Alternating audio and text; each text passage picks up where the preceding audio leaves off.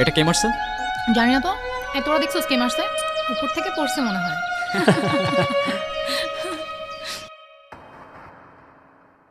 কি সমস্যাটা কি? সমস্যা তো আছেই, আমরা সিনিয়র এখানে দাঁড়ায় আছি আর তুমি সালাম না দিয়ে চলে যাচ্ছ। ও সিনিয়র, আচ্ছা আচ্ছা আচ্ছা।